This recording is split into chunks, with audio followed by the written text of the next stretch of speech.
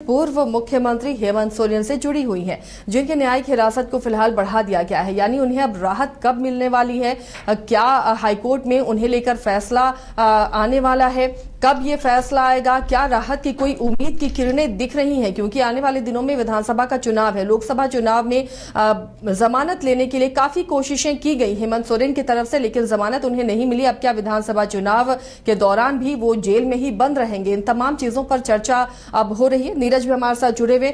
Neeraj, high court में हेमंत सोरेन को लेकर फिर से सुनवाई होनी है, क्या लगता है कि इस बार बात बनेगी या विधानसभा चुनाव भी जेल में बिना हेमंत सोरेन के जाएगी?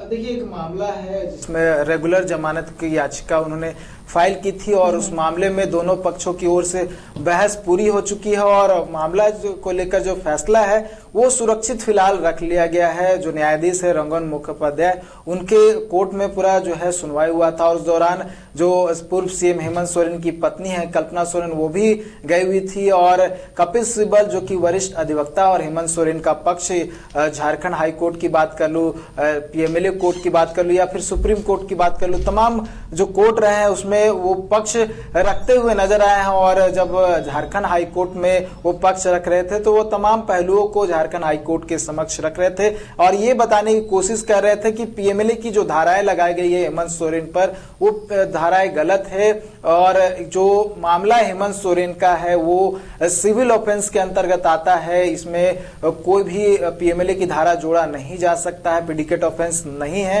ये तमाम बातें कही गई थी और साथ ही कुछ और पहलुओं को ऐड किया गया था। ये कहा गया था कि जिस जमीन के मामले में हेमंत सोरेन की गिरफ्तारी हुई है उस जमीन का नाम जो है हेमंत सोरेन के नाम पे उस जमीन का डीड नहीं है, साथ ही जो मीटर लगा हुआ है वो भी किसी और के नाम पे है और कब्जा भी हेमंत सोरेन का नहीं था और कोई आधार भी हेमंत सोरेन को लेकर ईडी के पास नहीं है और इसको लेकर कोई कंप्लेंट भी नहीं हुआ है। लेकिन ईडी ने बिना आधार के हेमंत सोरेन को गिरफ्तार किया है जो कि अवैध है। ये तमाम दलीलें जो है दी गई थी हेमंत सोरेन की ओर से हाईकोर्ट में। हालांकि इसके बाद जब ईडी ने अपना पक्ष रखा तो ये जो कॉन्क्रीट बात मैं कहूं तो उन्होंने कहा था कि जो एडिशनल सॉलिसिटर जनरल है एसबी राजू, उन्होंने कहा था कि जो मामला है वो ऑलरेडी जो है झारखंड हाईकोर्ट में खारिज हो चुका है। वो भी डबल बेंच ने खारिज किया था जिसमें हेमंत सोरेन ने अपनी गिरफ्तारी को चुनौती दिया था और पूरे गिरफ्तारी को अवैध बताया था और पीएमएलए की जितने भी धाराएं बताई गई थी उसे गलत बताया था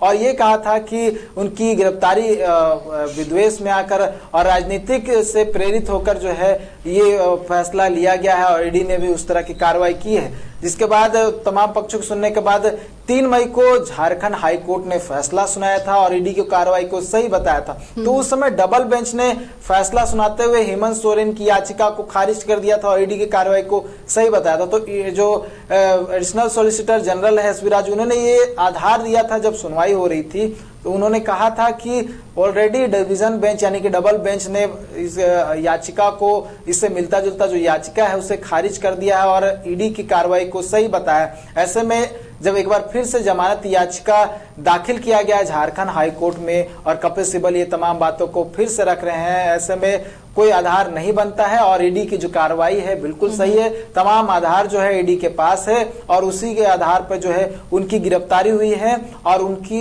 बेल याचिका खारिज होनी चाहिए। तो बातें रखी गई थी और अब फिलहाल जो है संभवतः हो सकता है कि 1 सप्ताह में मामले का फैसला आ जाए। हालांकि देखने वाली बात हो कि झारखंड हाईकोर्ट कब फैसला सुनाता है और क्या राहत मिलती है या फिर नहीं। इसी पर नजरें सबकी टिकी हुई हैं। नीरज, बहुत बहुत शुक्रिया इस तमाम जानकारी के लिए। तो एक बार फिर से अब हाईकोर्ट पर नजर टिकी हुई है हेमंत सोरेन की, क्योंकि विधानसभा चुनाव है सर पर। ऐसे में पूरी कोशिश की जा रही है कि उन्हें जमानत मिल जाए और जो विधानसभा चुनाव में प्रचार में हेमंत सोरेन शामिल हो सके।